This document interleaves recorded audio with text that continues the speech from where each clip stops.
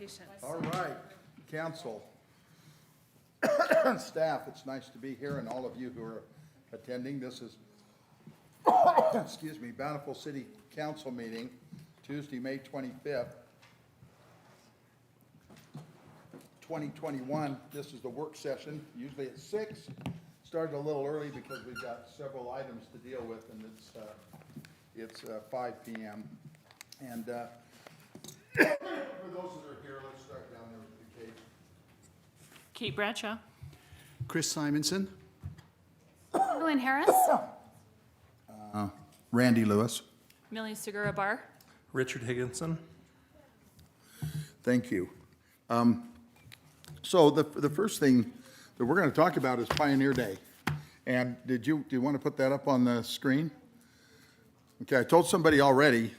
I said this discussion all began on my way to the dump, on my way to the landfill. So let me just tell you a little bit about some of the things that kind of transpired with this. So I was going to the landfill. I'm looking at our pond out there, and I'm thinking, why do we never get any fish caught in that pond? I get regular emails from the wildlife fisheries, and it says, always under Bountiful Pond, poor fishing. And I'm just thinking, why do we have poor fishing? It's kind of a neat little spot out there. And all of a sudden, my brain just went off, and maybe it was because I was at the dump, but my brain went off, and I thought, you know what? We ought to put a bunch of fish in here, get a bunch of fish, and do something on the 24th of July. And then that made me think of something else, and it just went from one thing to another. By the time I got home, I had planned the whole Earth's activities. It was pretty fun. But what came to my mind that was exciting was the thought that we don't have very often an opportunity to show off the resources of Bountiful to the Bountiful residents. How can we get the residents to really see what Bountiful has to offer? And just in pursuing that a bit, all of a sudden I'm finding out from this source and that source that we already have things scheduled. We don't want to create something that's going to cost a lot of money. In fact, there are things already scheduled on the 24th of July that can really help in this vision of our residents being involved. For example, the rec center. The rec center has a half marathon, a 10K, and a 1K that day that's been planned forever.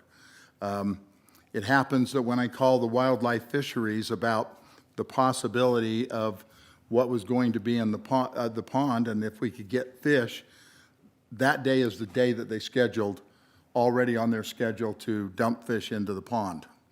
And it's really pretty funny. They're not trout. I want to put trout in the pond, but there's another way that we can get they have 500 trout that they could use, we could possibly use in another way.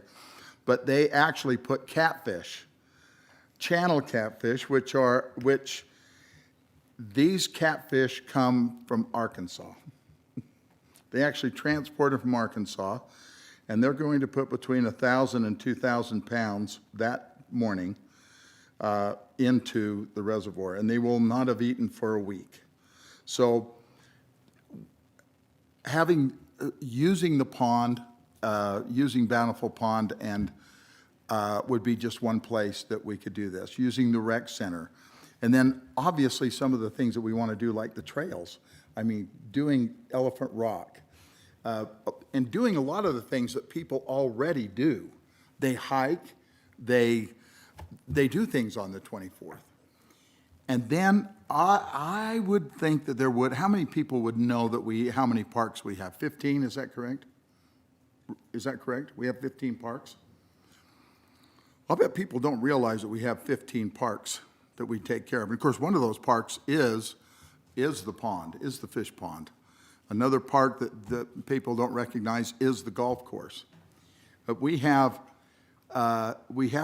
is there a really fun way to have people give some incentives for people to go around these parks, get a get some kind of a pin or something at each one, then end up, have this start like at 10 o'clock, 9 o'clock, and last till 2 o'clock or 3 o'clock, something in that. So it's not an all-day affair. We're not starting at 6 a.m. in the morning and going till 6 at night.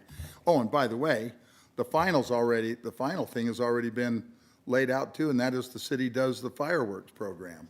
So are there ways for maybe something to culminate at 1 or 2 o'clock down at our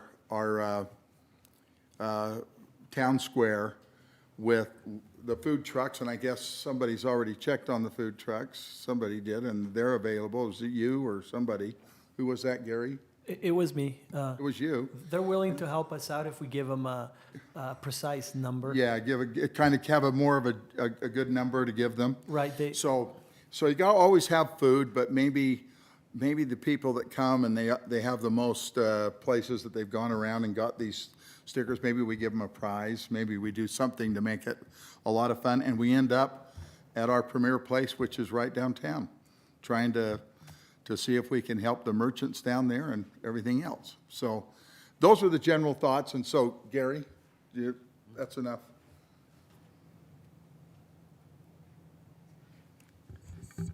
So I think, I'm going to go to the next slide, but I think if we want to do something, tonight what we need from you all is, what the activities are that you want to pursue, and then make some assignments as to who's going to oversee which responsibilities. And we'll have 3 council meetings and 59 days between now and the 24th to pull something off. And so we can use each of those work sessions. Of course, any meetings that we need to have in between to coordinate things we can do, provided there isn't a quorum. So we can, if we do need something like that, we would just have to advertise it as a council meeting and meet. But I think the focus tonight really is, what do you want to do that day? And so we've listed just some of the ideas that the mayor has mentioned, and I think that some of you may have suggested. And I think, Mayor, isn't the plan to just have a conversation now about some brainstorming and pinning things down? That way, at the next meeting, we can come back with an estimated budget and costs, and you can finalize the things that you'd like to do. I love a lot of these ideas. I think that something for visiting the different parks would be really fun. Like the South Davis events are usually in the morning, right? And then the fireworks are in the evening.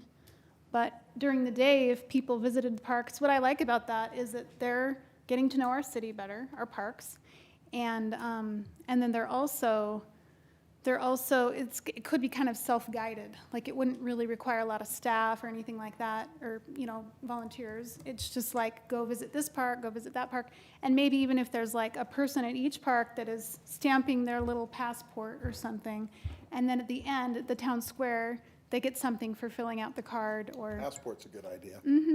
yeah. Passport's a really good idea. I think that would be really fun, a fun way to highlight the city without too much work or time for volunteers.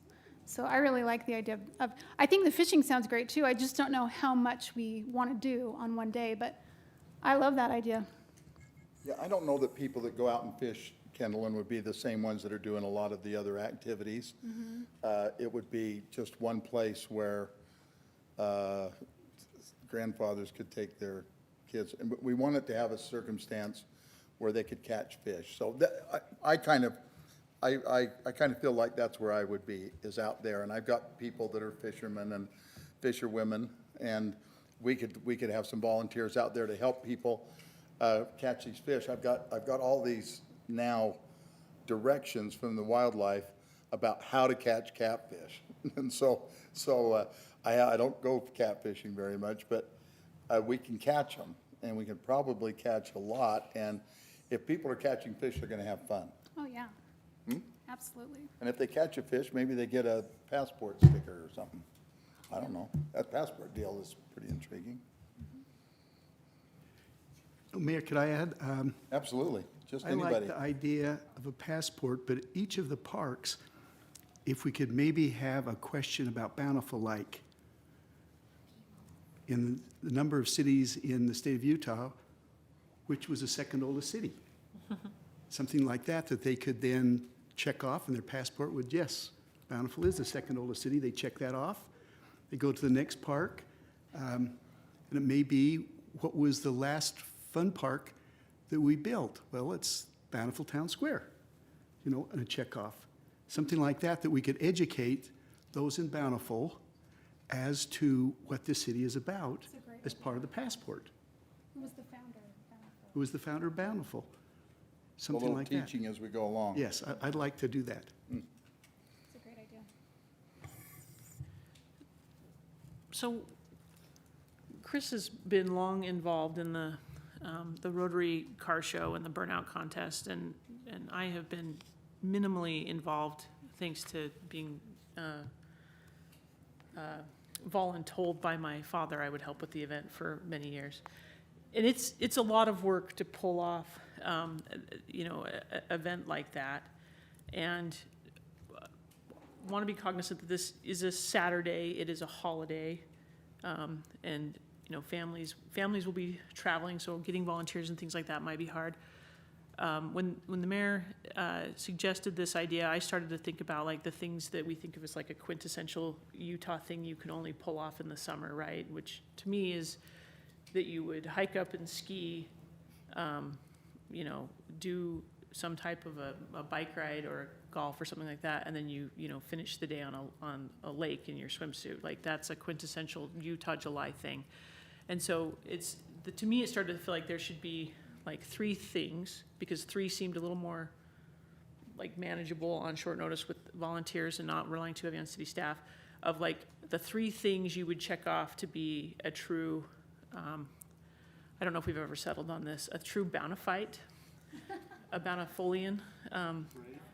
Yeah, Bountifulite. Well, it can't, because they might have gone to Woods Cross or to Viewmont as well.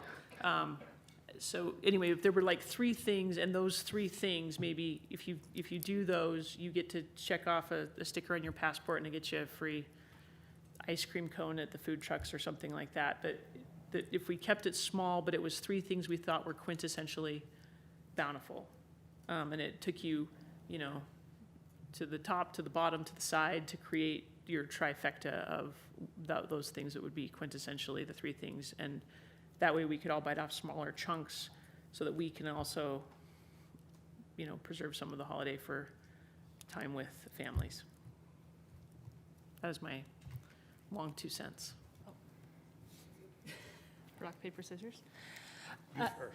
Thank you. I love the idea. I think it has a lot of potential. My only, well, I have 2 concerns. When we've talked about doing events in the past, I've been reminded, well, is the city going to be in the event planning business? And this feels like an event.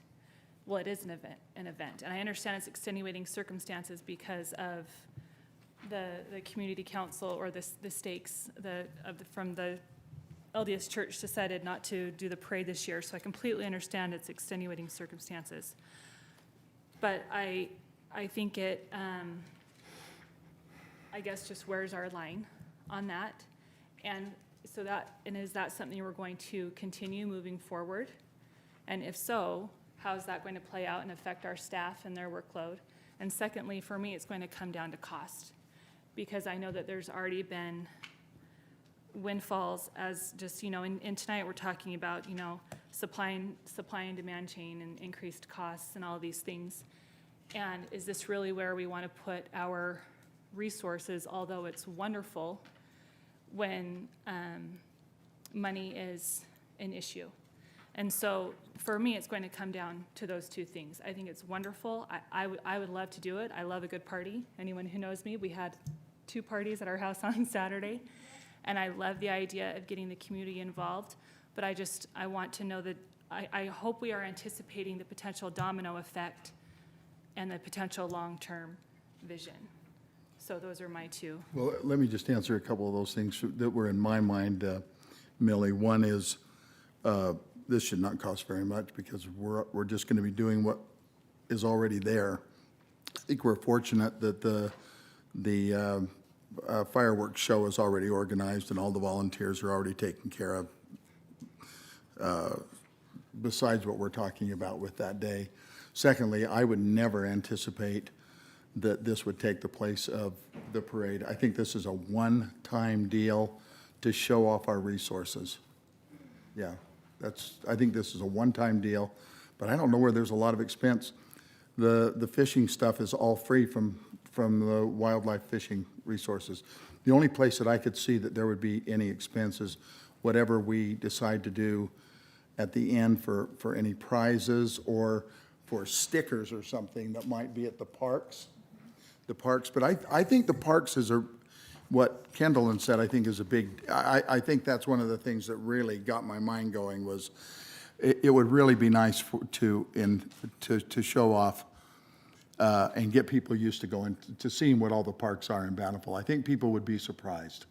Yeah. I think people would be really surprised. So I think that part would be a lot of fun for them. And you're never going to deal with all the people in Bountiful doing anything on any day. You're just talking about the people that are here. Yeah, I'm just asking that we're aware of that. Right. So I'm just saying, in my mind, this was a one-time shot. Okay. And I think the expenses really, we actually could do this almost penny for pennies compared to anything else we would do. At least that's what I had in mind. Great.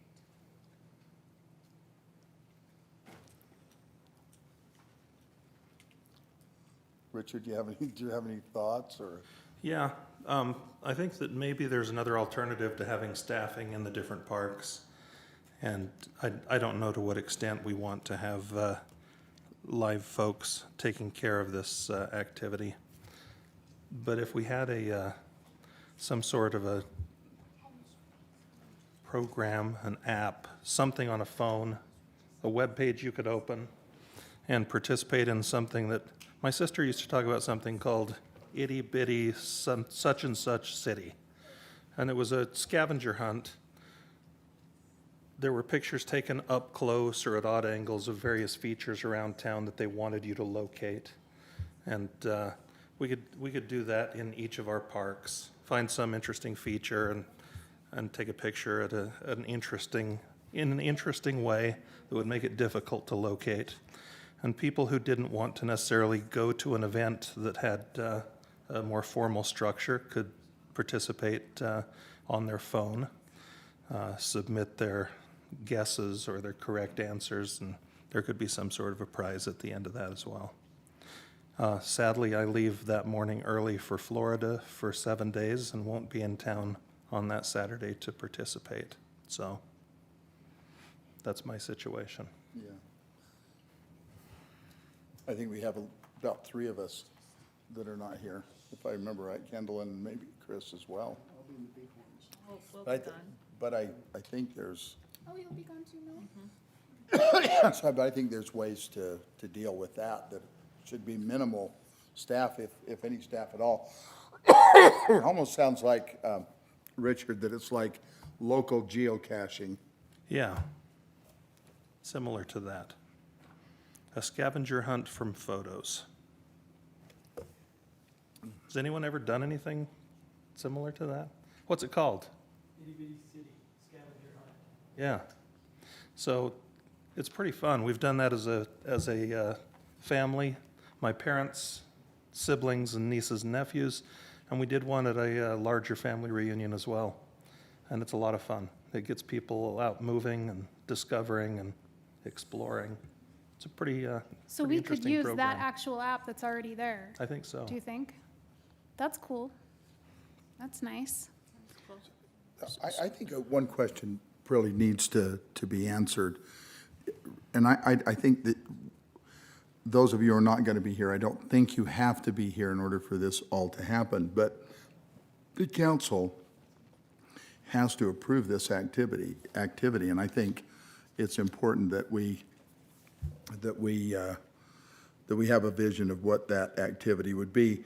Because we're here right now, we don't have to do that. We haven't put aside any money. We already have we do have the rec center already has, they do that without us, and they do it regardless of what other things any families are doing anywhere. They always do that's what they do. And we're gonna have a fireworks regardless of where people are. So the other question is just, do we want to do more than that on that day? Because we do have some activities that are going to happen regardless of us being there. So we do have a choice of not doing anything more than what has been planned by those groups. So, what, can we get a firm sense, I think, of who's gonna be here? It feels like, because this is a holiday where our staff, I mean, we're this a weekday, we would expect them to be off. I know I'm looking at our chief. I guess we've never let our police off. They've had to do the parade duty in the Parks Department. But traditionally, this would be a holiday off for our staff. If we were to do something, I think it falls, very heavily on each of us to organize and to orchestrate and to find resident volunteers rather than staff volunteers to do.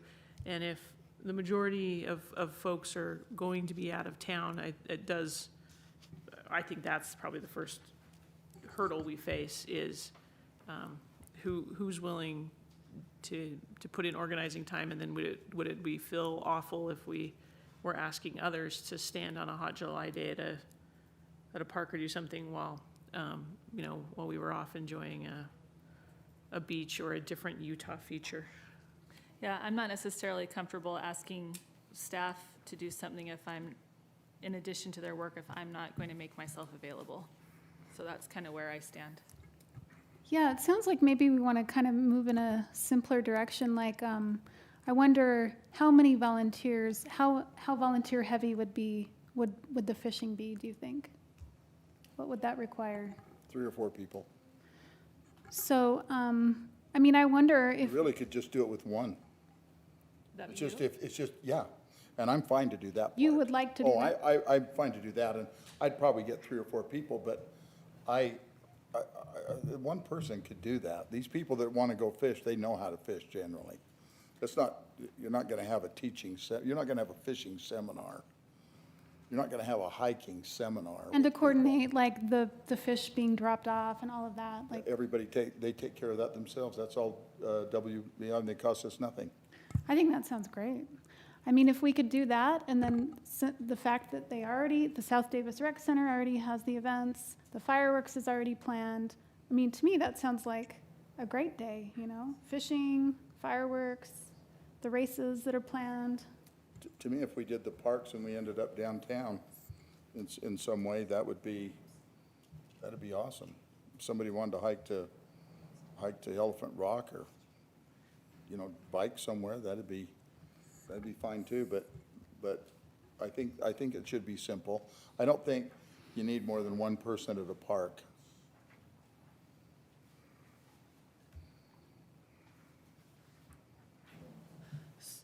So would it be beneficial at this point for the council members who will be in town to maybe have an additional meeting, or where do we go at this point? Well, in my estimation, I think that the planning, the ideas that you all have, you can continue to do that until you leave. I mean, what happens there, you may not be there on that day, but all of the planning and just maybe the detail stuff, all of us can still do that. You're just not gonna be there that day, right? Yes, but I again, for me personally, I'm not comfortable asking staff to do anything additional when I myself won't be there to pull my own weight. But that's how I feel. But that happens with a lot of activities, including parades and other things. We have people that are not there, they're gone. The police still do their job, the fire people still do their job, and you may or may not be there. True. I think, So it's I not the think first time. the visiting the parks is a great idea, and I think maybe we should just save that for another time. If we can do fishing and have that be relatively low maintenance with volunteers, and then we do have the races planned and the fireworks planned, that seems, it's like 3 things for the day. That seems like a good, I don't know. To me, that seems great. And it's something really different, fishing. I mean, that's exciting. That's something that usually in Bountiful we don't get to do.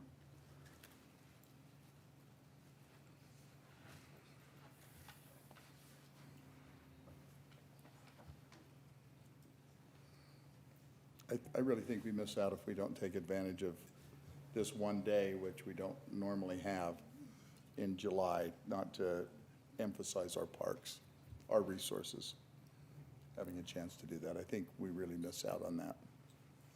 That's the only other thing that I would say.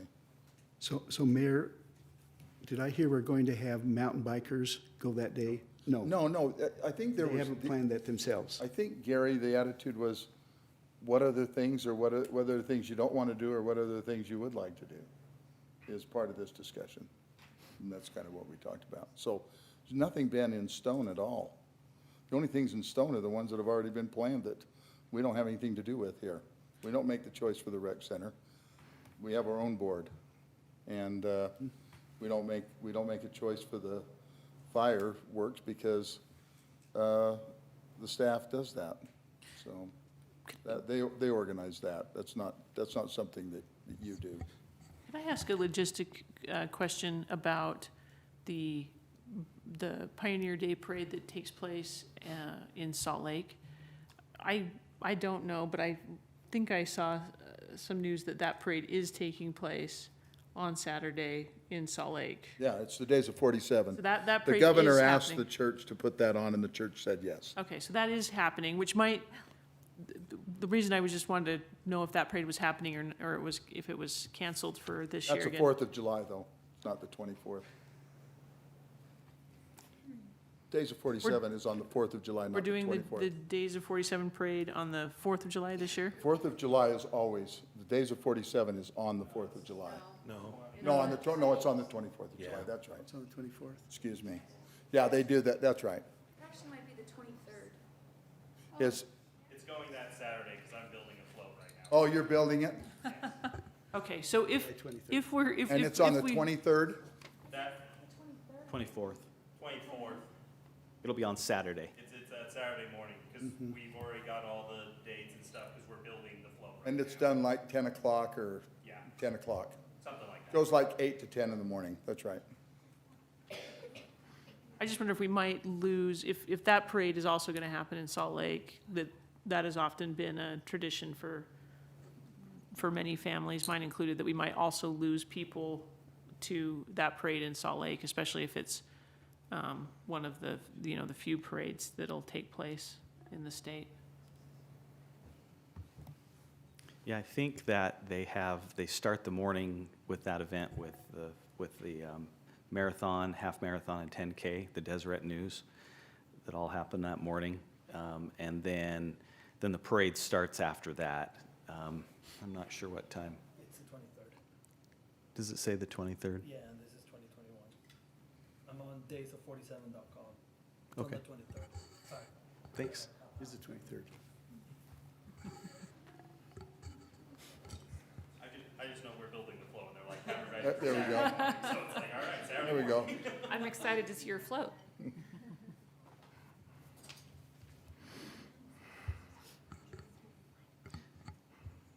So what's the council's thinking about food trucks at the Bountiful Town Square, or any type of attempt to gather people at the town square in the middle of the day?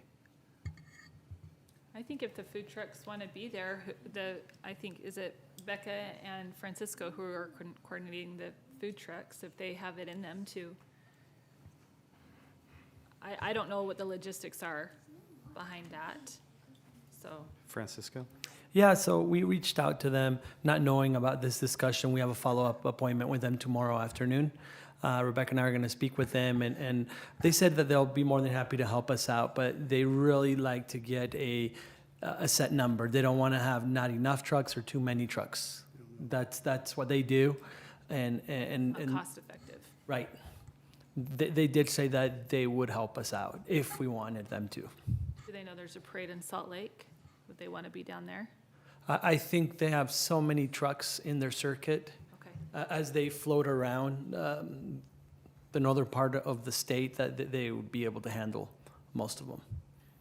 Francisco, did you get the impression when you talked to them that they were planning, their idea was to support an event we were having, or that they would be the event? Support an event we would be having. And of course, not knowing the discussion that's taking place right now. But it would be a support. Yeah, so it's probably unlikely that they would get a lot of people there just for food trucks. Yeah. Well, when we do have food trucks on a regular basis on Friday nights at the town square, I mean, I know that we were thinking that this could be different, but in my estimation, you know, if we're gonna simplify, maybe, I think fishing is such a cool idea, something we don't usually get to do. It's basically free, low volunteers. To me, that seems like a no-brainer. That would be a fun activity people can look forward to. They can't normally do in Bountiful. And then we have the fireworks and we have the races, and then I love these ideas, and I think we should follow up with them for future events. One thing that there was a question mark about that I talked to Gary is that we were talking about maybe getting, they're almost like those campaign pins, you know, to have them at each park, and people just get one of those. And the question was whether we would be able to even get them by then, but we are able to add incentives.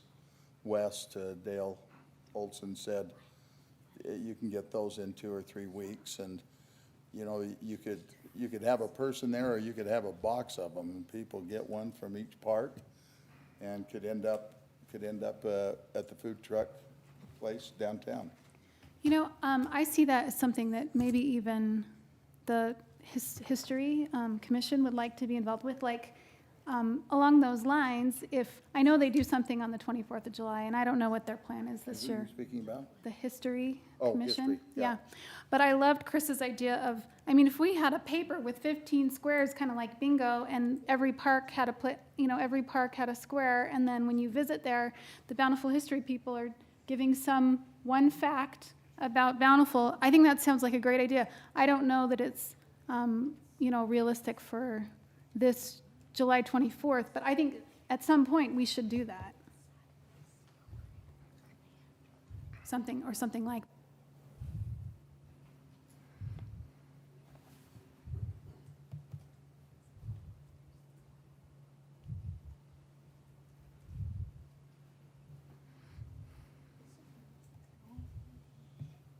So, council, I think we've talked a lot about these things. I think that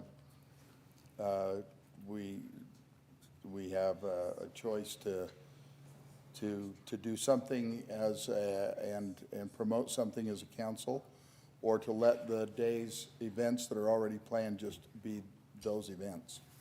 So, if somebody wants to make a suggestion and see how the rest of us feel about that, I don't think we make an official motion for it. Right. I think if you're going to pull something off, it needs to be small, it needs to take advantage of the things that are already planned. So it was my idea, so I like the idea of you accomplish 3 things. It makes you, a true resident of Bountiful if you ran in the race, if you fished at the pond, and then did something else, a to be determined 3rd thing. You do those 3 things, you get a sticker or a stamp that entitles you to an ice cream cone at the food trucks at the park. But beyond that, I think it does start to involve a lot of volunteers and potentially staff time that make me just nervous given the holiday nature. I love that. Maybe it could even be like, you ran the race in the morning, you went fishing, and then you stopped by the food trucks and get a free ice cream cone on your way to go to the fireworks. You know, like you're you're committing to go to the fireworks. You're committing to view the fireworks in some way. or What if we added a self-guided, some kind of self-guided logistics around the parks? See if if people want to go and visit every park and see if Sure. something with the parks. If there was just like a piece of paper and it just told them, these are all the parks, go there, you can check them out. See our resources. I'll tell you, I was really surprised. I've not been that impressed with our pond that we have down there. And then I talked to the ichthyologist, the fish biologist in Ogden, who said that we have one of the very nicest ponds. But by the end of the time of me speaking to him, I was so impressed with what he said about our Bountiful Pond is one of the nicest ones in northern Utah, and he's in charge of all of them. So I was really surprised at that. Should be a dog park. So one thing, I'm happy to help with the planning leading up to the event. I do worry a little bit about including participation in the race as one of the 3 items Yeah, me because of the too. fact that the race entails an entry fee, and we may have folks that don't want to have to pay an entry fee to participate in our 24th celebration. So, You know what the entry fee just is? an I'm idea. just curious. Do I look like a person who knows what the entry fee to the race is? I don't know, we don't have anybody here from the, Tiff? Laugh so hard. How much does it cost us? Depends when you register. So if you register last Would you minute, pull that down so we can hear you, Tiff? so if you register last minute, it's 60, but prior to that, it's tiered. Okay. Yeah. And it really, that's one, too, that requires some training, a lot of them, especially for the half marathon. 10K as well, the 1K is not so much, but I don't think that's a good one for one of the 3. May I clarify that I don't want to discourage people from signing up for the race? Right? I just don't want to make it mandatory for participation in our city event.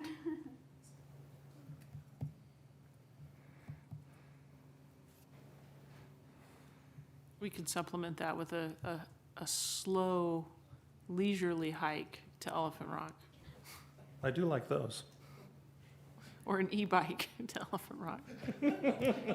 Or a dirt bike You might to go off Elephant a Rock. cliff on an e-bike. That happens too.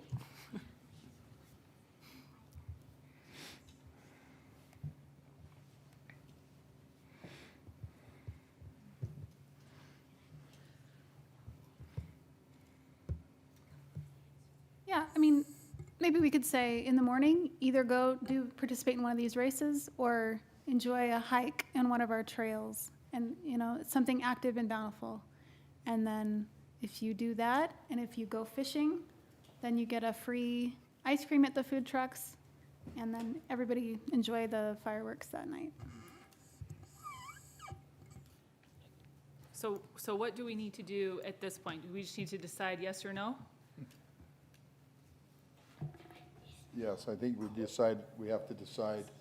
Tonight, I think the object was to decide whether we were going to do something besides the already planned events, and then what those events would be. But I don't know if I'm so comfortable as I'm the only one that has to be at an event and run it. I'll help you. I don't think that needs to be the only event. It's pretty easy to say nobody will come to any of these things, but except and I'm not going to be involved. That's, I'll help you. yeah, I know you would. I think it'd be really fun, but I think, at least from my standpoint, I really thought the parks was a big deal to get people to go to. So I'm not sure. Well, it didn't float very well the first time around, but I'd still float the idea that we could have hidden images from each of our parks in that app that Francisco pulled up. And that would get people to the parks. And end at the Introduce park them in to them. downtown? Is that what, Richard? Yeah, sure. What happens at the end of that game, having not played it? If you find all the itty bitty pictures at the different parks, could we make it so that you get a gift certificate for an ice cream cone or, a photo with the mayor with your catfish? I mean, is there like a prize that pops up at the end of that game? The one we played didn't have a prize, so you filled the things out. I mean, you completed all of them, and then there was a prize at the family event, so, Was there an order in the one you did? no. You can go any direction. Well, I like that idea. That one seems, because it could be set up well in advance and wouldn't require volunteers to stand in the sun on a holiday Saturday, like that might be something that feels reasonable.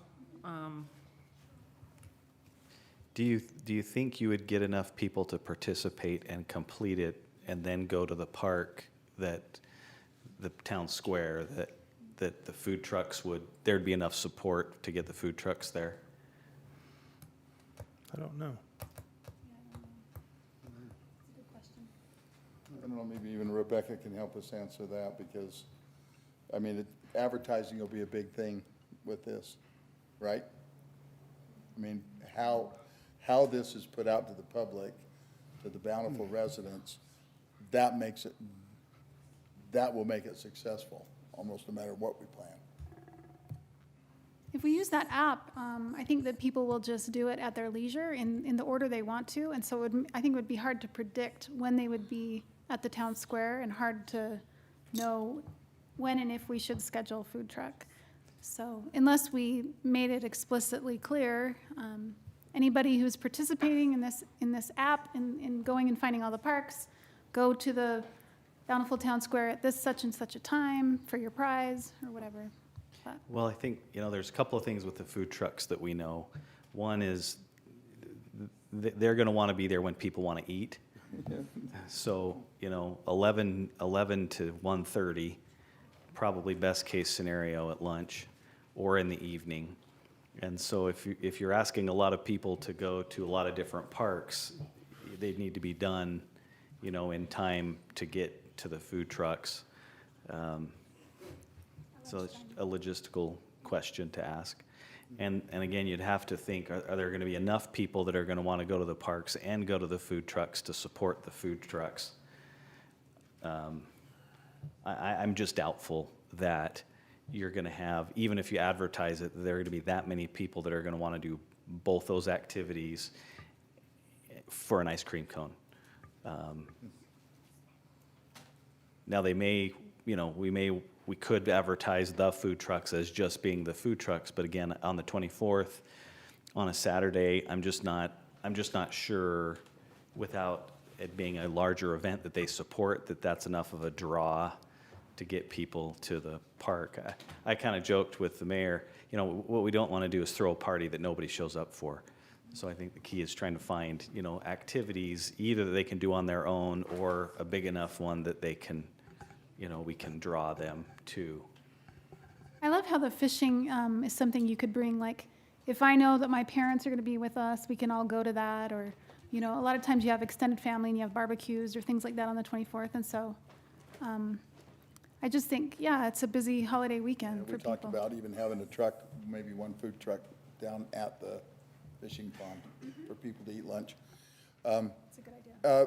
How many are going to participate, Tiff, in the half marathon, the 10K? How many people, and what time does that get through? It's usually over 4:11. I mean, it starts at 6, so it's pretty early in the morning for the half marathon.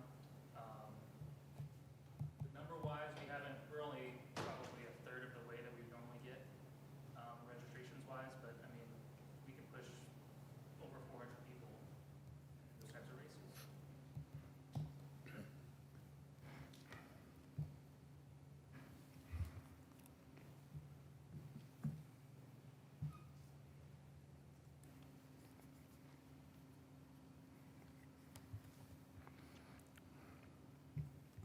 I would just propose that we do, promote fishing, maybe have food trucks at the fishing, and then just support the races and the fireworks. And if we want to put out the app and say, hey, this is a fun way to explore and see our city parks, then people can do that at their leisure. Or But I definitely think we should revisit the parks idea for another event. Have we ever thought about having the food trucks parked on the 18th South up by the park in leading up to the fireworks? I don't think we have ever considered it. I think that would be a nice addition to that, now that crowds will likely be invited back to that field. That's a good idea, actually.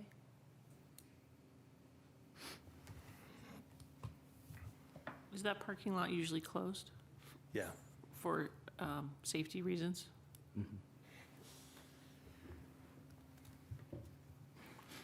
Chief, any thoughts? Number one, I would say, as a Bountiful resident myself as well, I love the idea of people gathering together. So the car show, the parade events, those types of things, just as a resident, I love that particular idea. In regards to sending the food trucks up to the fireworks, if they can, I don't think they can probably park on that incline of that. Oh, yeah, it's Probably pretty steep there. Mm-hmm. Have to be flat. And then the only other place that I think that would be flat would probably be in the school's parking lot, or if, I think the city owns the park that's just right there, that smaller parking lot. They'd have to park in that area. I think that they would do really good business there. There's a Yeah. lot of people there to buy a lot of things from people walking around selling It's like what North Salt Lake glow does. sticks and all Really? that sort of stuff. So I think that they would do well there and do good business. North Salt Lake does that on for their parades on the 3rd of July, right at the base of the golf course. They have cars park on the golf course actually, and they have bounce houses and you can buy food and treats. So if we could do something like that, where we could send food trucks to where people are already congregating, that makes more sense in my mind. Spectators sitting, that the area that's Uh-huh. east of, on that grass that's owned by the city, that takes away area for people to sit, so I'm not suggesting that's a good idea, but that's, I guess, a possibility. There's a place to be able to park when it's flat and close to the fireworks. Yeah. If they could park on the street on that incline, I wouldn't have a problem with that. It actually, to be honest with you, might make it a little bit easier, because we would just barricade some roads off, so cars couldn't go there. People crossing the road in that area sometimes is dangerous. We see people wanting to see the fireworks, driving down there with their lights, and of course, everybody's crossing the road in all spaces. 18th South. So if they could park on 18th South, I don't think we would have a problem barricading the road in a couple of ways that make sense.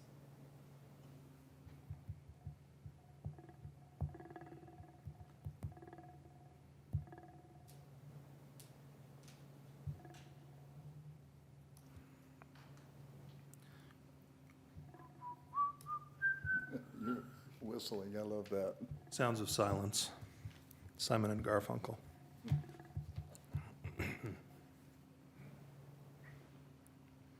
Well, personally, I think there's just too much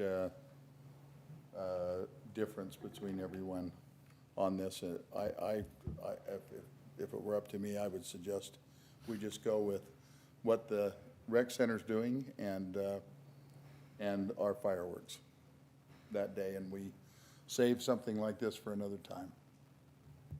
That'd be my suggestion.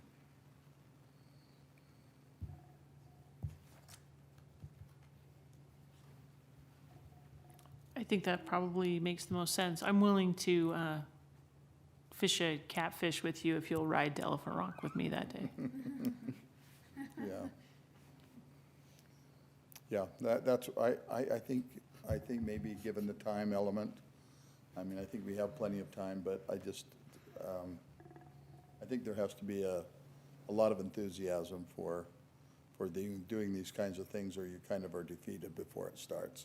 That's when you get no one to show up. I think maybe we ought to save this for another time. You all okay with that? Sure. Well, from the outside, as one who will be with grandkids at a major theme park that day. I was happy to help with anything I could do before I leave town, Yeah, that's Richard. but I hate to overcommit someone else's time.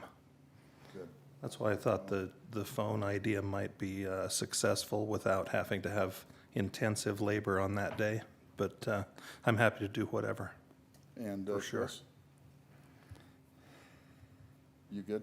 You good if we wait to do this another time? I am, because we'll be at a family reunion in the Bighorn Mountains of Wyoming.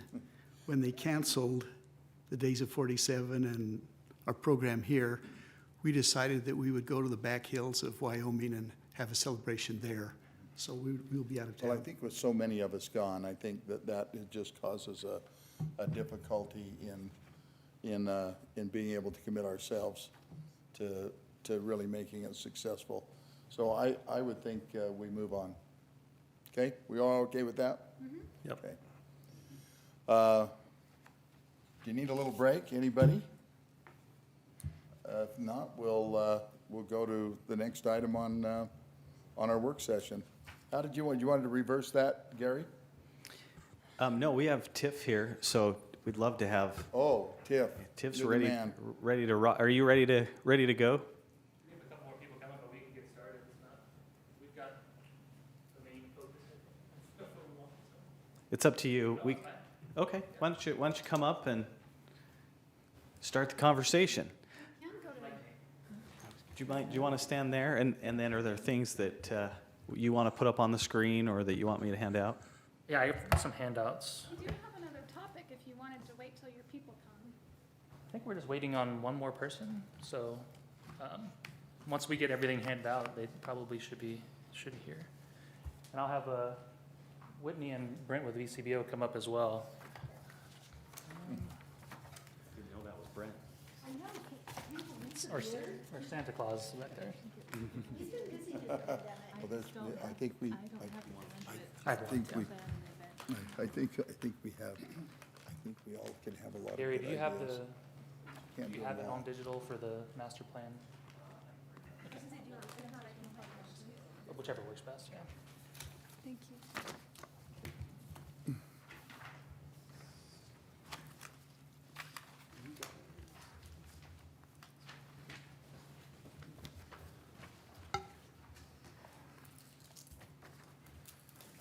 I didn't realize I'd be standing.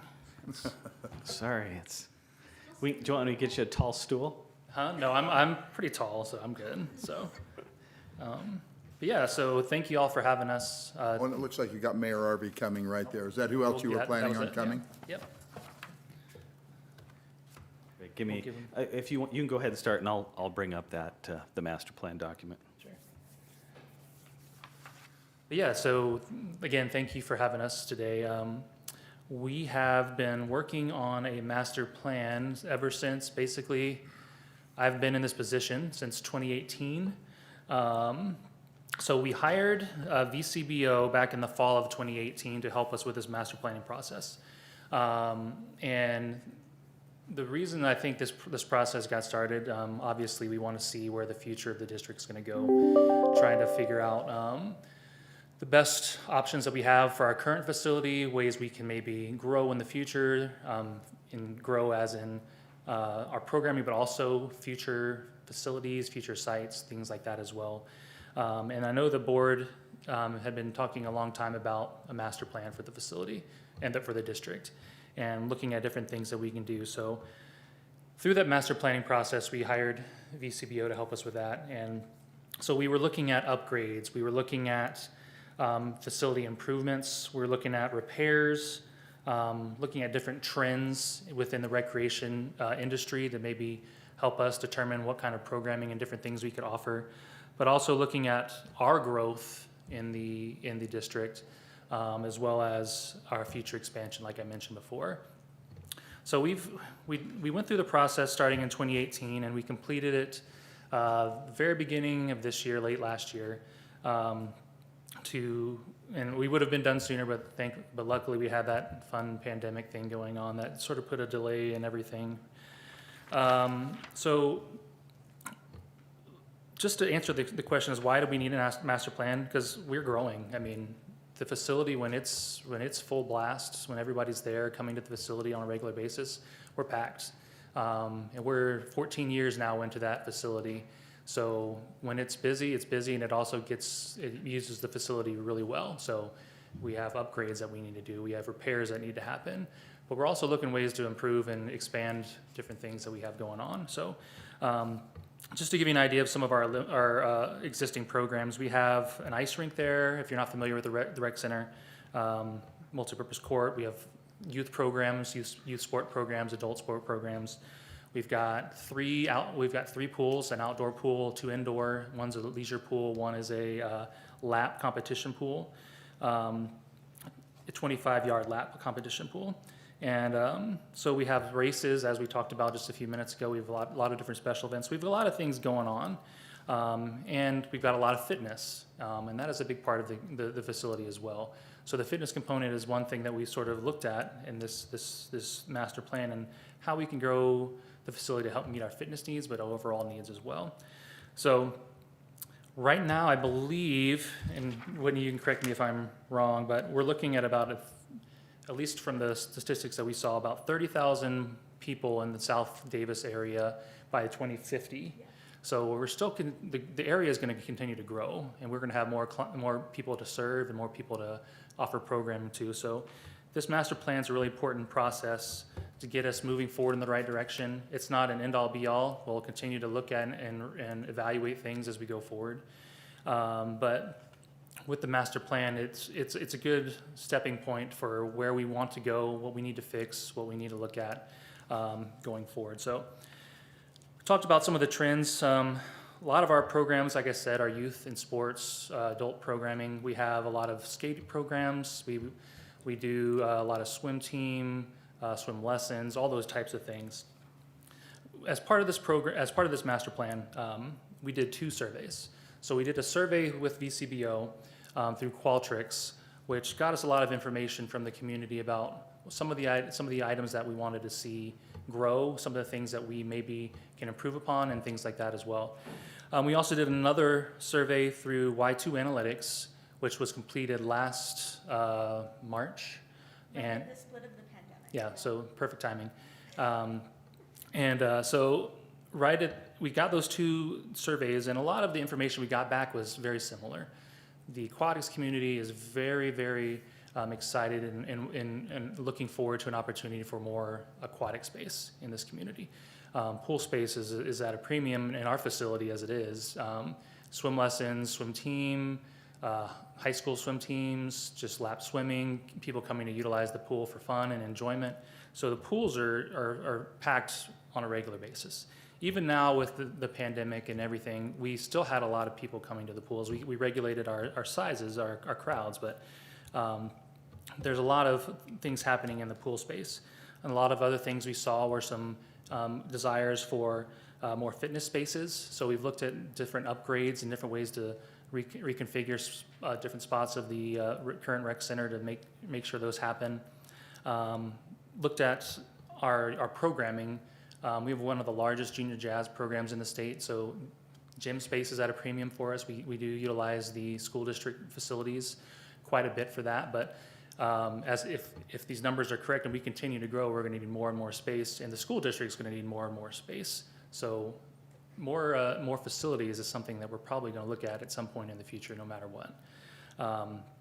But we're looking at that growth, looking at that future maybe secondary facility on the southwest area of the county at this point. That's sort of where we've been looking at it. But for our current facility, we're looking at ways to improve our entry, access for those who are members, but also those who are maybe disabled or have different handicaps, maybe give them a little bit better access to the facility. Like I said, we're looking to reconfigure different spaces for fitness areas, maybe grow our our childcare area. Simple, but it's not there. Bathrooms on our second floor. That's one of the things that we're in the process of currently hopefully getting done in the next year or so. But right now we're in the midst of a big repair for our activity leisure pool, which will start in the fall. and that is to repair some roof issues that we have there, to replace some of our large air handlers that are towards the end of their lives. And it's just an opportunity for us to fix some things that need to be fixed in that space. So we will have that space down for a little bit as we make those repairs. And we will also be adding a new activity feature within the leisure pool area. So we've got the current activity pool area with the small slides and the water features, and we're gonna replace that for a newer feature. So we have a lot of things going on, a lot of things to look forward to in the future.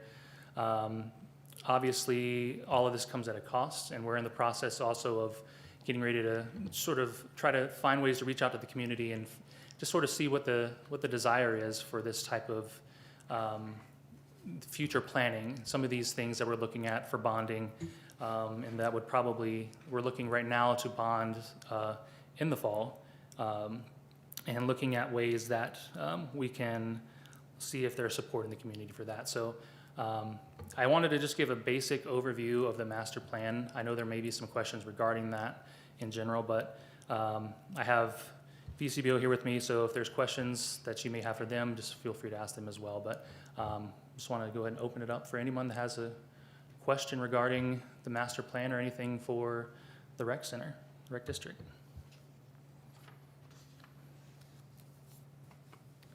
I'll start. Okay.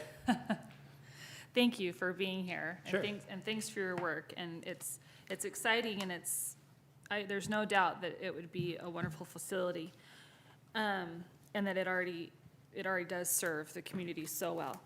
I have a few questions. Okay. Let's see if I can gather my thoughts. You mentioned exploring private partnerships. Mm-hmm. Curious to know the timeline or the determining factor that would make you decide to move forward with or without those partnerships. Well, a lot of it's going to be determined first off from what the community, if they want to have us move forward with a lot of these proposals that we have. So we're going to be reaching out to the community and doing that and trying to find out more information about that desire to do that for this year. We are in the current process of communicating with the county, the school district about ways that we can partner in different ways as well. I think we're planning to try to move forward no matter what, but we are working in the process of working to try to find some partnerships right now. So we haven't made a determination that would cause us to stop moving forward at Like, this do you time. have a target goal financially, or? We haven't come up with a set number, but we've talked with some of these other agencies and just try to figure out if there's opportunities. And we'll be having more meetings in the next few weeks as well regarding those types of things. And then if I may, and pardon me if this is an ignorant question, but I'm just curious to know, does the school district carry any of the costs? Are they a partner financially in any of the projects with the rec center? In the master plan process, or just right now in general? In general, when it comes to because we're talking about potentially bonding. Sure. And because I know the school districts and the schools use the rec center quite a bit, do they supplement any operating costs or? So currently we have an interlocal agreement with them, so we trade out basically services. They utilize the pool space for their high schools and other programs and things like that, and we utilize their field space and their gym space for some of our programs. We will be talking to them more about any opportunities to partner in the future with maybe a future pool or things like that as well, but we'll be having those discussions with them in the next week and a half, I believe. Okay. Should I keep going? Yeah. And then when we're talking about, I know we have it broken down with the bond. Am I jumping ahead? So correct me if here it is. So the 1.8%, this is on page 12 of your presentation. Mm-hmm. 1.8% of your property taxes is currently dedicated to the South Davis Recreation District. Are you proposing to achieve the $40 million That's your end goal, correct, through the bond? Yeah, it's just over 42 million total. Just over 42. So are you anticipating that it would stay at 1.8% or would it increase? And what would that It would percentage be? increase slightly. I don't have the percentage, but essentially right now, folks are paying about $48 a year for the average home. And that would jump up about $28 a year per average home to $76. And so there would be an increase of, what is that, about a 50% increase or so over what they're paying today for that percentage that goes to the rec district. Okay. So it goes up, sorry, can we restate that? It goes up from 1.8% to Hold approximately. on, I have a calculator here. It probably goes up from like 1.8% to 2.1-ish%. I don't know all of the other tax impacts that have happened Okay. recently. But right now, we are anticipating an increase of about $28 per year per household for that. And again, as Tiff mentioned, the bond, as it was sort of put together, encompassed all of the improvements, both at the existing facility as well as the new second facility, to best serve the district as a whole and to get everybody something sort of to get excited about, you know? Yeah, great. Looks like we have. Oh, yeah, hi. Hi, I'm Mayor Harvey, I'm the chair of the board, and, you know, just a couple of things as we look at this. I think we do need contributions from the school district and other people to try and get this thing to work. It is something, as we polled people, there's definite interest for a 50-meter pool, and there aren't many in the state. It would be an economic boon for South Davis County as we are able to get more tournaments and visitors in. But I don't think we can get it done without some contributions from some of the other places, because $28 is a big increase. Now, is that permanent?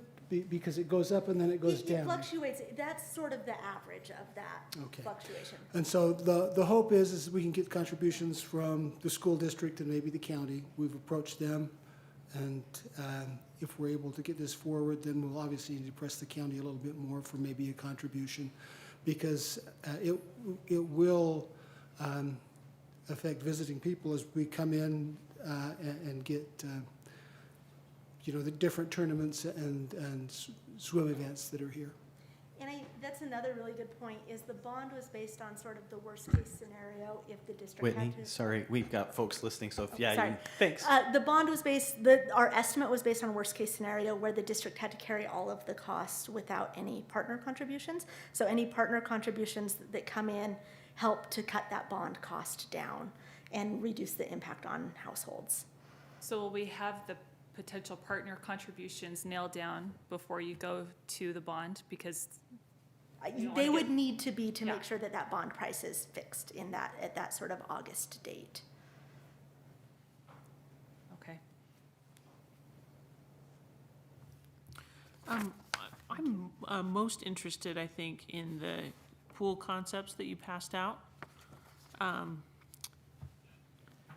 Because it looks like each of those concepts have, interesting impacts to our Bountiful City Park and one of our event and picnic pavilions there. And so if you could maybe dive into, since we're talking about pools, Yeah. that, whether the pool needs to be at this facility or the satellite facility, and,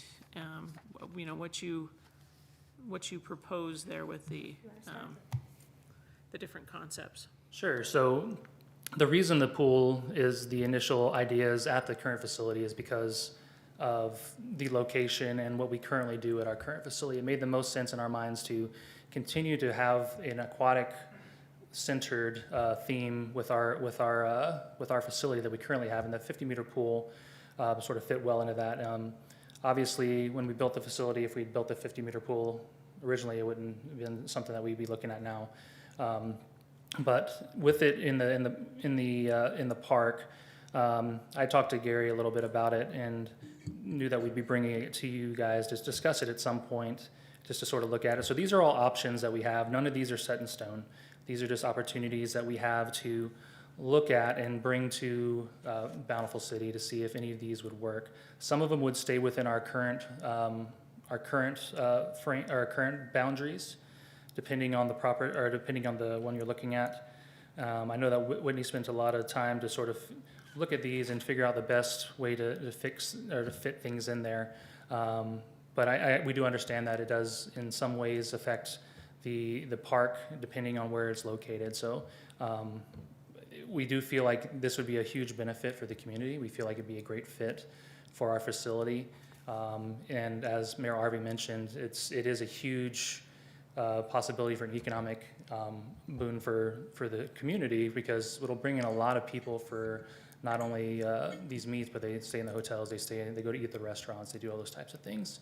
So for us, it really seemed to make the most sense to fit and try to fit it into the current space that we have in the current facility.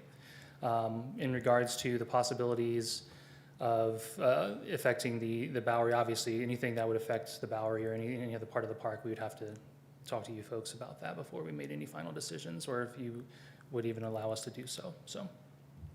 And I'll turn it over to Whitney, because she's spent a lot of time sort of configuring these things and can maybe answer some of those questions about the configurations. And I know the goal here was to see if we could fit the 50-meter pool sort of between the existing south side of the rec center and the Bowery, and tuck everything in and keep it as tight as possible to minimize the impact on the park and minimize the decrease in green space. Unfortunately, because of the structure that we're looking at for that 50-meter pool and some spectator seating that we would like to have there to make it ultimately functional for events, it just doesn't fit really well between the Bowery and the existing rec center. And so we looked at, if we shift it over to the west, we think that we can tuck it in and fit it in. It'll just cost more money because we'll have to relocate and reconfigure the existing outdoor aquatic features.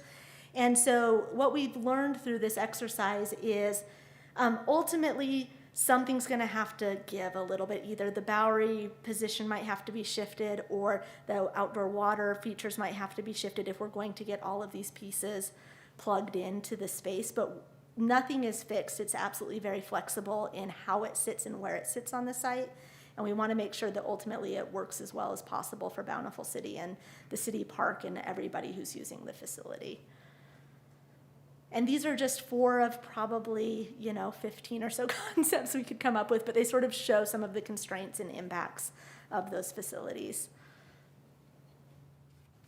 Would you say there's any space in the rec center right now, or programs that you have that are underutilized or that you don't think are as popular, or that might be, moving away, or things that you feel like you could phase out, or?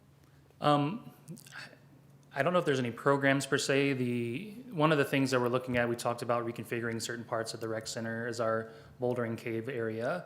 It's very underutilized. We don't have a lot of people that come specifically to use that space. It's more of kids are waiting for their parents to finish getting done with the pool, so they're jumping in there and climbing up a little bit. So we're looking to reconfigure that space to make it a more usable fitness space for some of our fitness demands and some of our fitness growth. So underutilized to the point where you don't think it's the highest and best use of that space? Not in that space for sure. Yeah. Thanks. How many lanes is the 50-meter pool? It's a 10-lane pool, right? Yeah, 10-lane. And the existing, 50 meter by 25 yards across, so that it allows for cross. the existing indoor pool, competition pool, any chance of lengthening it to the south and using it as a 50-meter pool, or do we need both pools?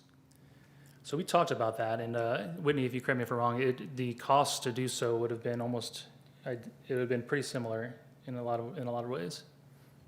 Yeah, so we looked at 2 different options. One, we did look at extending the existing pool, which is unfortunately a 40-meter, from a 40-meter to a 50-meter pool, and replacing it. And there are substantial costs with that. But the other thing that we found is, based on the pressure of aquatics within this facility, that the full 50-meter pool would be well utilized by the users of the facility, the school district, all of the aquatic programs. And so when the aquatic program director did sort of an assessment of need, the aquatics need was what they have currently plus the 50 meter would be most optimal to meet that long-term future and not have to expand again in, 10 years. And so that was the direction that the master plan went in. Ultimately was, let's do what's right for the facility for the longer-term future, because we know the bond is going to be a 25-year bond, and we don't want to have to come back for improvements in that period if we can avoid it. I have a question. Yes. Have you done an impact study as far as increased size and number of individuals using, as far as how it affects parking in that area? So we've looked at the parking, and that's something that's one of our concerns, is just the parking space that we have. We haven't at this point increased the number of parking spaces, but we've looked at the space that we currently have, and when we do have our larger events, that space on the northwest side of the facility is very, very much well utilized. So parking is something that we're still looking at and trying to figure out the best way to make work. But we think we can make it work. We haven't done an impact study necessarily about the parking space numbers or anything like that, though. I've been there at different events and find a lot of parking in the junior high school. Yep. So is that a concern of the school, that we're using that parking lot also as well as ours? No, we use it typically at different times. Most of our programs don't sort of interrupt with theirs. And a lot of times if we are utilizing that space, it is for some school events too. So, but we haven't had really any issues with that. We utilize the space quite a bit. I know that it's also available for just the general public to park as well. So currently, we have quite a buffer of lawn around the outdoor splash pad. I'm wondering if expanding the use outdoors to this 50-meter pool would also require an additional sizable chunk of our park to be fenced off for rec center use. We haven't looked at doing that, no. I would look at that. I understand that the optimal thing is to not reconfigure the existing pool and to move the pavilion instead of moving west and moving the splash pad. But for the sake of Bountiful's Park, I think maybe the optimal thing for me is to not have a 50-meter pool there. So maybe a compromise of some sort would be beneficial to look at. Oh, I might have misunderstood what you're saying. I thought you were saying additional from what's currently there. With what we're looking at, we would pretty much try to stay within our current boundaries, and if anything, it would be very minimal to the east side. On that, if you look at the concept, I guess C or concept B, B and C. yeah. It would, for the most part, stay within that fenced-in area that's currently there. So with its encroachment upon the splash pad, though, I was wondering if the splash pad would need to move its fenced lawn area to the west, incorporating more of the park into that fenced space, or? We if haven't there looked had at been that discussion as a about that. possibility yet. I mean, we'd have to do some more research on that part of it, but we haven't seen that as an option to need more space at this point. Okay, thanks.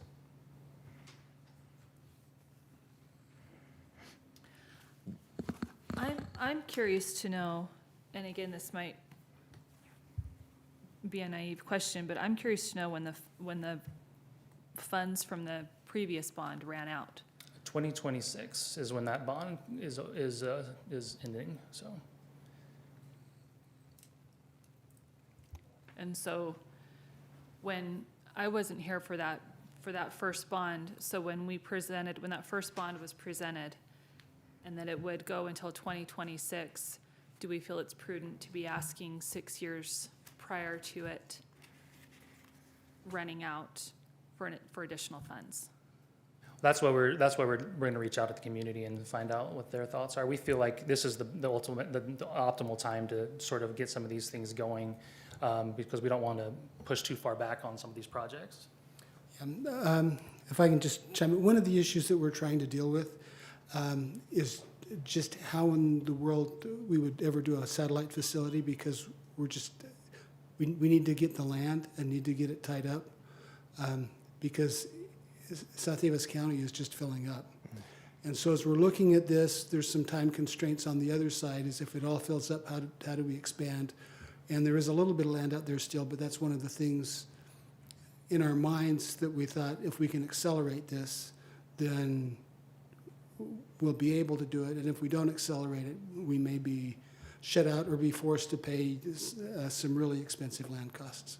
Mayor, could I ask you a question? go ahead. After you, Millie, for sure. So am I understanding correctly so this bond, part of it is the purchase of more land? And is this, from this map on page 10, is this the west side in North Salt Lake? Woods Cross, North Salt Lake? Yeah, and I don't know, I think we're looking all over and we're open to whatever land is available. Again, as we're looking at spaces out there, there's just not a lot that's there right now. And so we're just trying to explore what now if it's in North Salt Lake, that's fine. If it's in Woods Cross, that's fine. I think as we looked at the data, for an area our size, South Davis County, usually we'd have 2 facilities as we get closer to 400,000 residents. So anyway, that's kind of what we're looking at. And as far as the 50-meter pool goes, I'm not a big swimmer, and So the pool would be secondary? the pool. I mean, as far as The pool is part of the master plan of what we're trying to do. So Sure. we're looking and saying, over the next however many years, what are the facilities that we need and how are we going to get them done? And as we've looked at it, and as the board has explored it, we can wait, and that's one of the thoughts. You wait 5 years until the 2026 bond expires, or you explore if there's a way we can work paying the bond off early and just rolling things and trying to move forward. But those are some of the thought processes that we've gone through. And a lot of it will just depend on what the citizens want to do.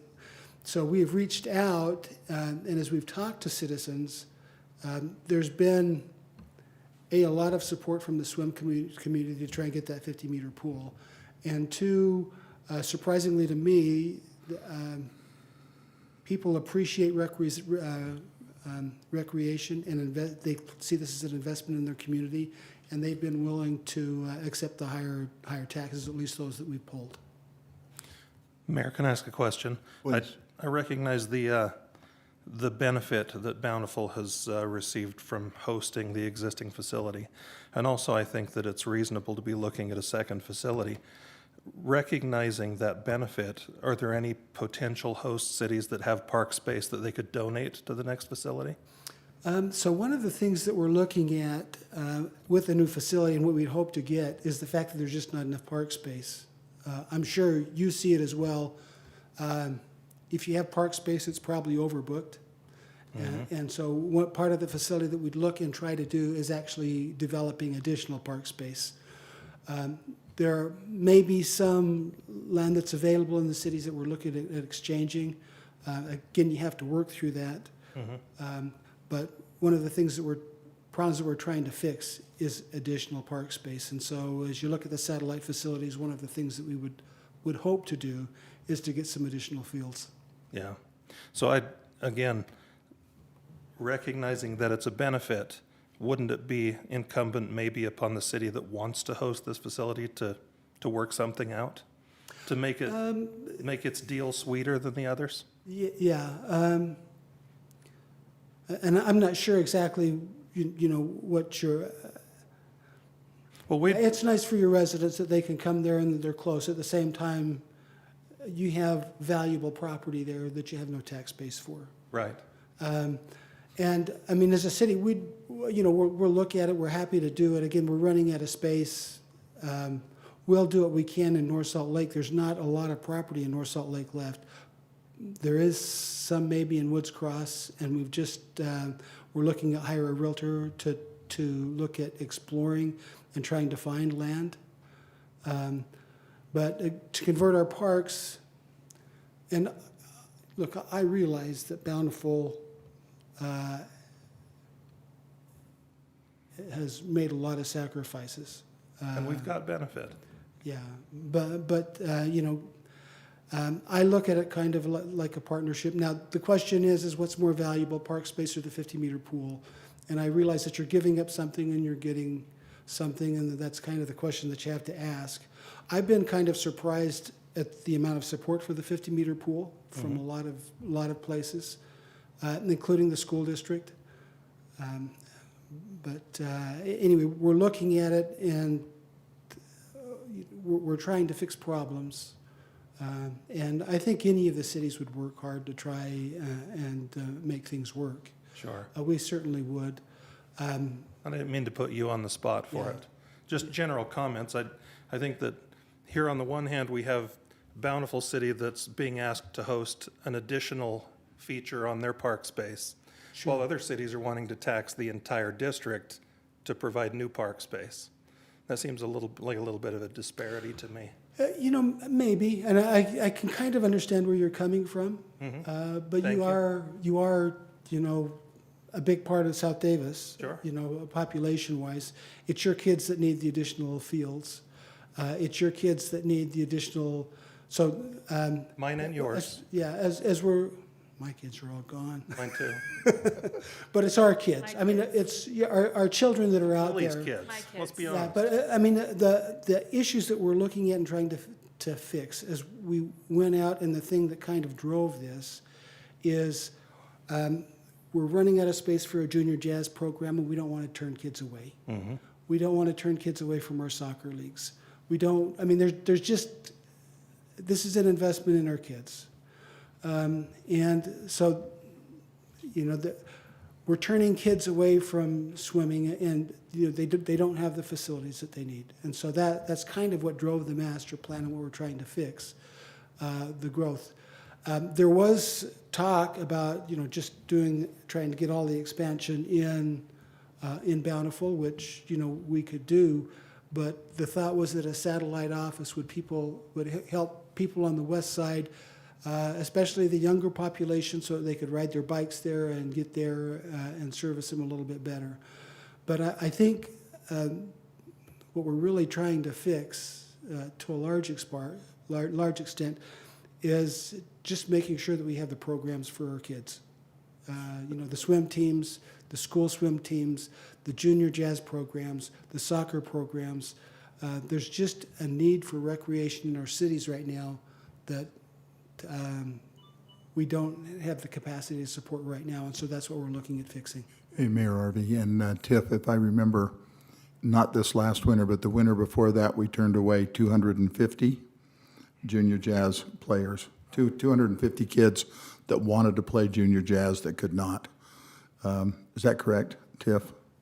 I don't remember the exact number, but we regularly turn away have a lot of people on wait lists for our programs. I'm Yes. pretty sure that number was 250 two I mean, winters ago. even for our soccer program we just had, and I know there was a number of people on a wait list just because we don't have the space to be able to house everybody that wants to participate. So.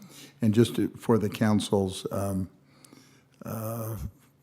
look at this, is that these surveys that have been very telling and very specific have driven the board's thoughts and decisions, and they in some places they've been a bit of a surprise, don't you think, Mayor Harvey? I mean, some of the pool stuff particularly has been really strong in this part of Davis County. So, yeah, I think we're trying, Richard, to really do this the right way, and everybody's wanting to participate and to work as a team down here. All these cities work together so well with so many things, these 5 cities down here. And I think this is just another evidence, but those are really good questions, Richard, and I think that we're all gonna benefit in the end if we can get some of these things done. They've been thought out here for a couple of years. Thank you.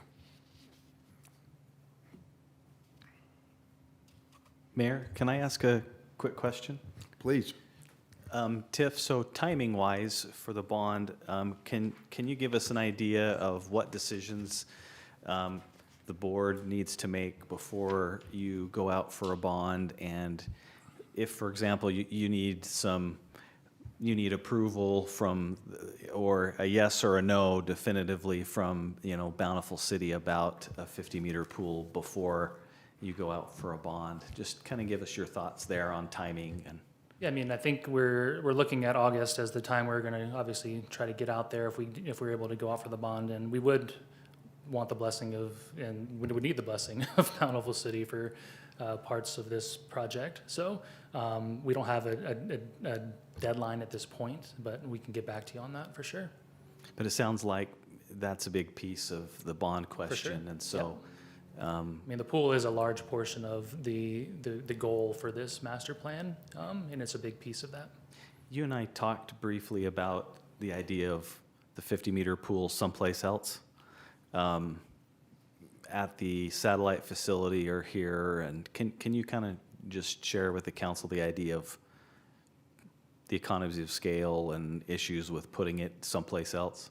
Well, I mean, we already have a lot of the infrastructure currently at the rec center that would help with an additional pool there. So we're trying to find ways to obviously, it's an expensive endeavor no matter what you do.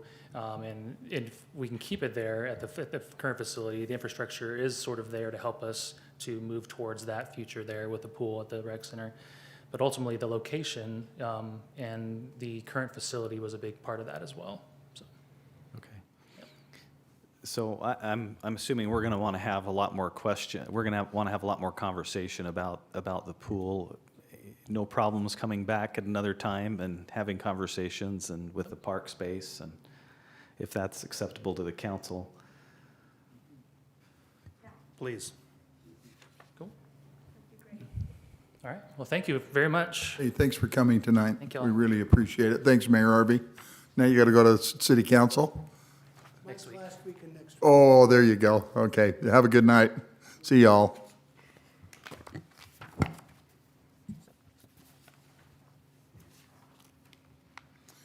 Yes, and we'll now turn our attention to Tyson, please. Thank you, Mayor and members of the City Council.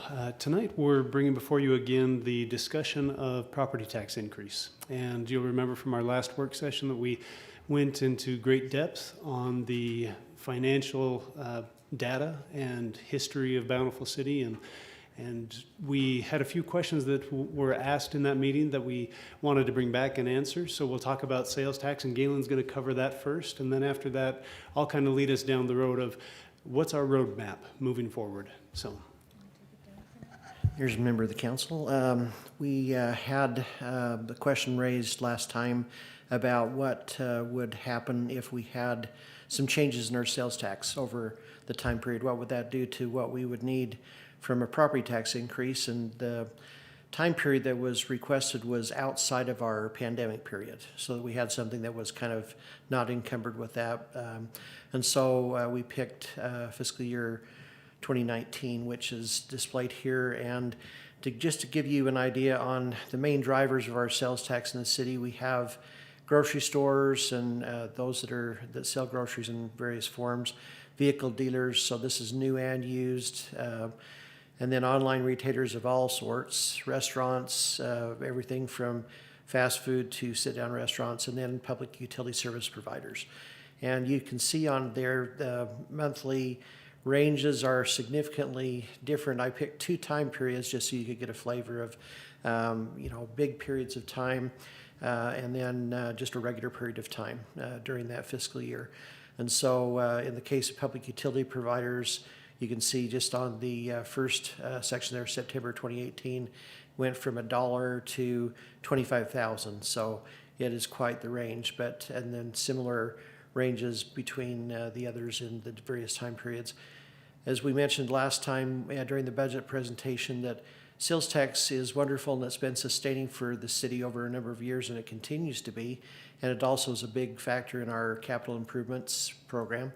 But it is volatile, and we expect that because of economic activity, time of year, and so forth. And so when Tyson, I think we showed last time some data on 20 years worth of sales tax that we had collected. and showed that over that time period, we have about a 3% increase. So if you take, for instance, a couple of different categories and say, what would that do to the $815,000 gap that we're looking at, which was comprised of the gap of 550 or so thousand, and then 265,000 in new money that we were talking about for adding some staff to deal with the things that we're going to be talking about as new programs. The average grocery store, so not taking the largest, not taking the smallest, but taking a fairly good sized one, the amount of money that it would take to recoup that 815 is about 3 years if you take an average size grocery store and what that brings. An average size vehicle dealer, about 50,000 a year, or about 16 years, so it would take considerably longer with that. So the other factors that you need to take into account is that over that 20-year period where we've had that 3% increase, we've had a number of in and outs of various providers. So we've had some large remitters that have left the city, gone out of business, or shifted communities. We've had some new ones come in, and during that time, some of that just kind of melds together. And so having the effect, a big punch from sales tax from one large remitter coming into the city is oftentimes watered down, if you will, by another one leaving or having a downturn in their economic conditions. So looking at that gives you kind of an idea of where we're at, but just I hope that kind of answers the questions you had, but I'd be glad to answer any questions you might have.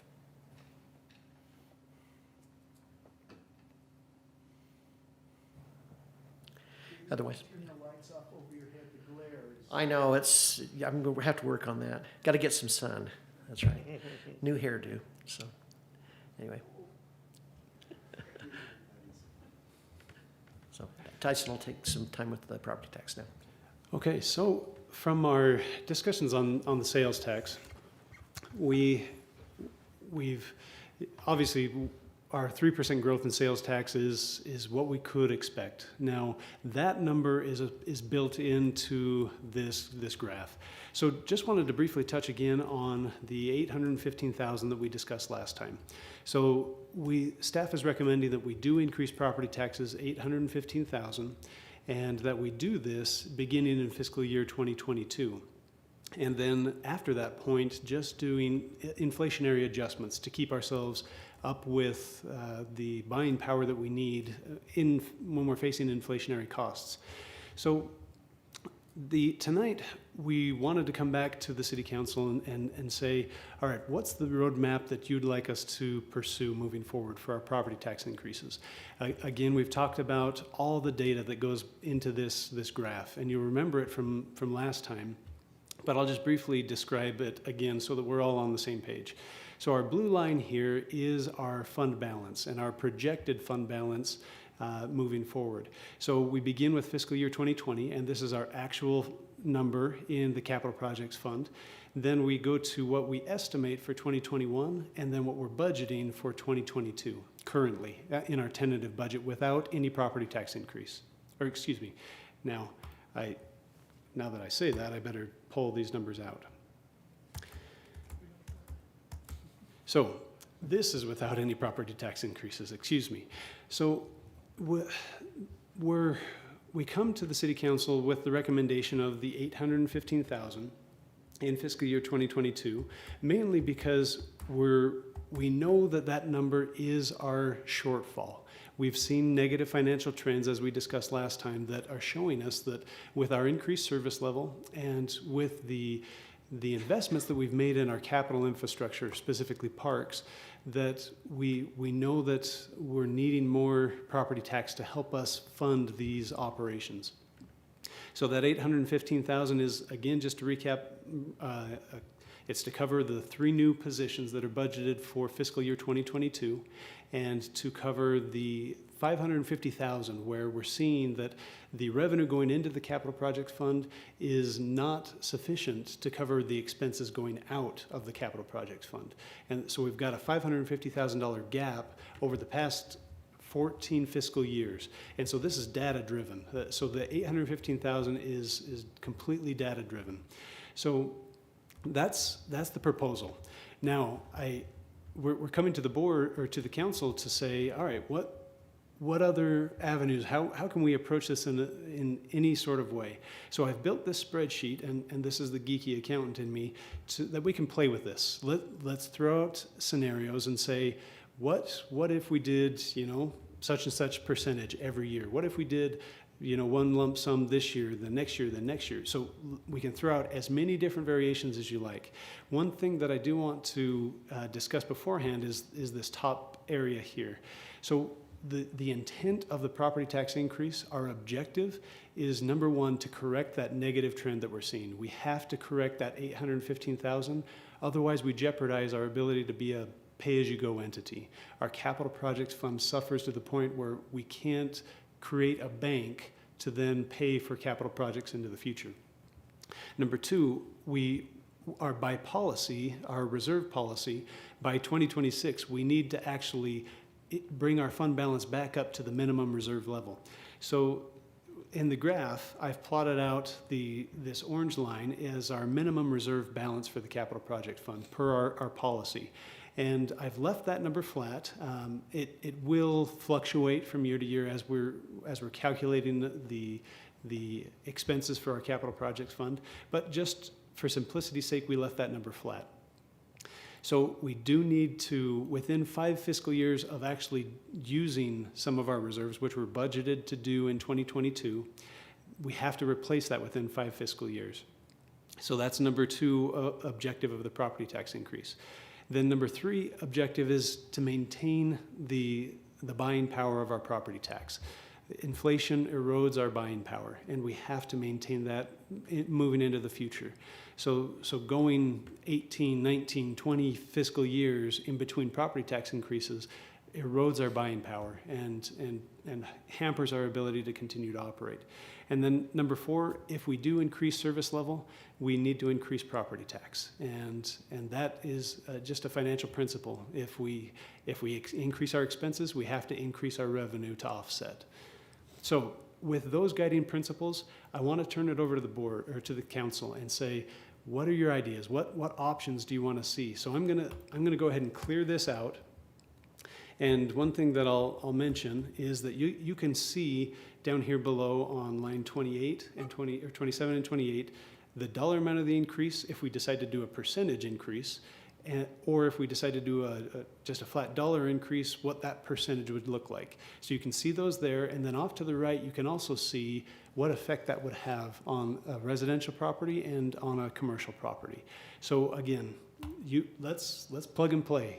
Let's test this spreadsheet and see what aspects you'd like to look at. I know specifically Councilman Higginson mentioned, what if we did 3 years of 15% increases followed by some inflationary adjustments? What would that look like? So that's the idea behind the spreadsheet, is let's see what feels best to the council and create a roadmap that we can move forward. So by the end of tonight, we're hoping for some guidance from you on how much and how when and when. So if we could get that kind of guidance from you tonight, that will help us get the final budget ready for adoption in either in June or in final adoption in August if we proceed with property tax increase. Can I ask an assumption about your spreadsheet before we do that? Yes, please. On the property values that you've got on line 26, Yes. so when you back out all the zeros, the property tax revenue stays the same. Are we projecting that with the way housing values have increased, what are you projecting that the assessed value of property in Bountiful will be at over this time period? So one thing to remember with property tax revenue is, regardless of the increase of the value of your home, we get the same amount of tax dollars. So your home increases in value by $500,000 in a year, we still get the exact same dollar amount of property tax as the previous year. So our rate changes based off of the increase in your assessment. So I get that the rate floats, but don't we ever get to capture Capture new growth. new growth? If there's changes in a property, let's say you add some space to your basement, if you're an existing homeowner, you build a new home, a new business, something like that, you would capture that new growth. But never over just a rise in your home's current value. Never. But if, say, I don't know, a development that sits on a site of a former mall was built, we would capture that new value. Well, except that, because it's in the RDA, all of that new value goes into the RDA and not into the general fund. But we do profit from that as well. We do, but it does not benefit any of this conversation. Only to the extent that there would be sales tax generated Yeah. at that facility, okay. The tax increment? Yeah, great question. Increment, yeah, flows to the RDA.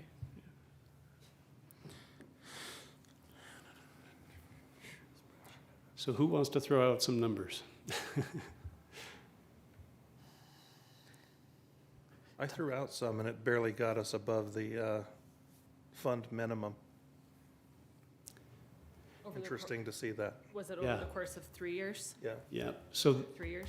4 years? So the original suggestion, 815,000 in 2022, followed by 2% increases, gets us by 2026 at about 22.3 million. And, Richard's idea of just doing 15% for the first 3 fiscal years and just saying 1% after that, so it actually gets us higher than the 815,000 in 2022, followed by 2% increases.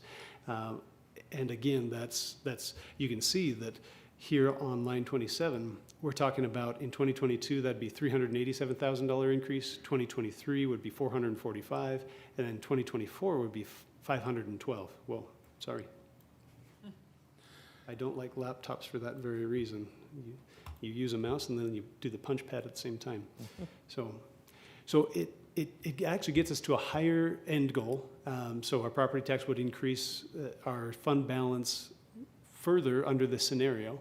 It's just you then have 3 straight years of 15% increases that you do have to explain to the residents rather than maybe inflationary increases. But it also gives us, I'm sorry. No, please. It also gives us a chance to look back and see how our projections are, whether they're being validated with how time actually moves along. Very valid point. I also want to point out to any folks who might be watching online that Bountiful City collects 7% of their current property tax bill. So any percentages that we're talking about increasing taxes are percentage increases of that 7%, not of their total property tax bill. And That's thank you, correct. Councilman Higginson. Oh, please, Gary. I was just gonna say, so that ends up being about 1%, 1.5%. A 15% increase would be about 1% increase to someone's actual property tax bill. So just wanted to briefly point out something that was in the staff report, that Bountiful City is currently the lowest property tax collector in all of Davis County, in all of South Davis, or in Salt Lake County, and we're the 7th lowest in Weber County. And any of the cities that are below us are actually 14,000 in population or under, so significantly smaller cities than we are.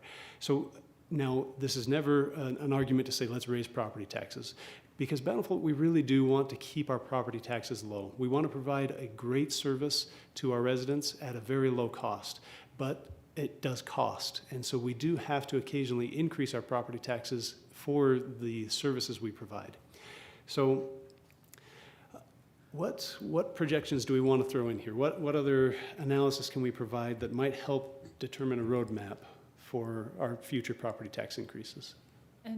And Tyson, if I may, thank you for showing that previous slide, because that was one of that I thought should be shared with those listening at home or those who are here with us tonight. And also, I think it would be wise to point out that in the last few years, we've added almost 24.6 acres of land to our maintenance department, in addition to the staff that we've had to hire to just manage our growth. So this is a very conscious and I think a wise decision. So just before we go forward, for those listening at home, I think it would be wise to note that. Yeah. And it might also be helpful to note that even if Bountiful City were to increase its property taxes by 1.6 million in fiscal year 2022, so just for kicks and giggles, I'll throw that number in there. So 1,600,000, if I add one more zero. So that's going to be a 61.99% increase. So if we do that, Bountiful City would still be below average in any of the Davis County cities. So even at that large increase, we would still be on the lower end of the property tax rate. So just wanted to point that out, that we are very, very low in our property tax rate. And we again don't want to increase taxes, but it is something that is necessary to keep ourselves financially viable.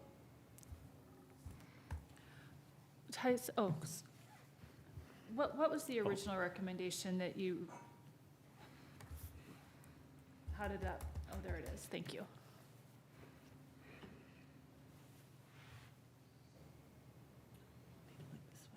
Did you do one where you match Woods Cross rate as the next lowest after us, and then also one where you match the average for Davis County? Matching the average would put us, This is a pretty fun toy. I know, I like this spreadsheet, it's cool. us accountants, we get a little geeky with our spreadsheets, so. I hope your kids have something besides this. They do. So if we get ourselves, so we wanted to do Woods Cross as an example. Yeah, I wanted to see Woods Cross and then the Davis County average. Okay, so if we do just looking at the numbers over here, 253 compared to the 192, so that's too high.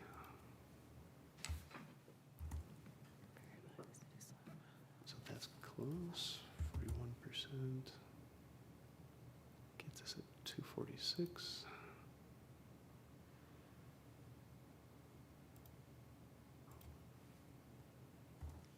I apologize for figuring this out on the fly. 227, still too high.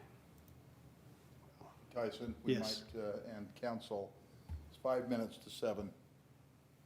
We are going to Yeah. have to start city council pretty close to on time. Yes, thank you.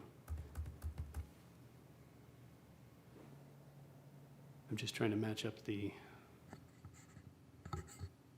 percentage increase to what currently Woods Cross is at. Yep. Mr. Mayor and council, what we could do is just continue this at the end of the agenda before, I think there's a closed session on the agenda. Before we would move to closed session, we could continue this conversation then, if you'd like, rather than, eating into the beginning of Not it. in a closed session, but prior to the closed Correct, session. just as the last agenda item, or the last item on the regular We at could the do regular that. meeting. That'd be good. And I can have those numbers for sure by then. Okay. I think it's an important discussion and wouldn't want to waste the joy of a good spreadsheet with like some pivot tables.